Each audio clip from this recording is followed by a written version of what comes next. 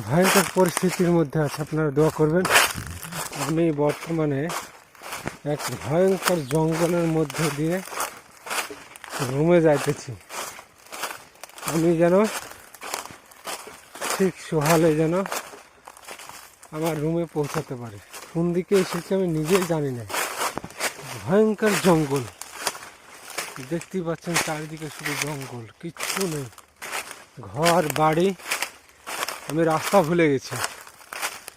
এমন একটা জঙ্গলের মধ্যে দিয়ে আমি যাচ্ছি। আমি জীবনেও এরকম জঙ্গলে আসিনি বন্ধুগণ। দেখুন কি একটা ভয়ঙ্কর জঙ্গল। ওহ, আর সেই পাহাড়, সাপ বিচ্ছু, ভয়ঙ্কর ভয়ঙ্কর জঙ্গলে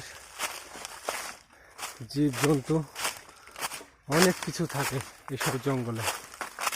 তার মধ্যে দিয়ে এই জঙ্গল পাড়ি দিয়ে আমি আমার রুমে যাইতেছি। বুঝতে পারছেন কীরকম একটা ভয়ঙ্কর জায়গা।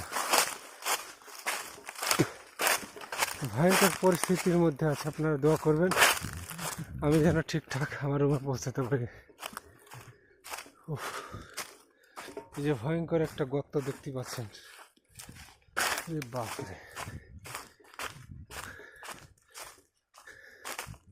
ভীষণ ভয় লাগছে আমাকে। ওহ,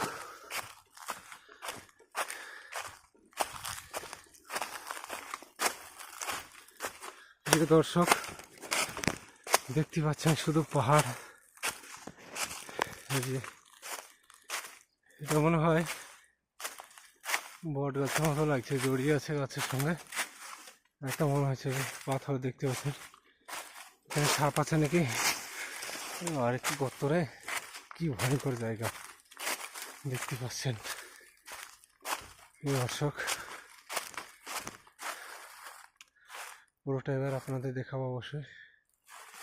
এখানে আসার মেন কারণটা হচ্ছে কত জঙ্গল এই জায়গাতে আছে, আপনাদের দেখানোর জন্য এসেছি।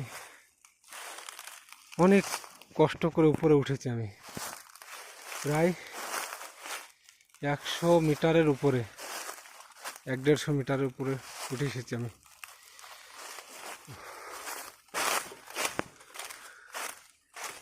রবারের বাগান অবশ্যই এটা।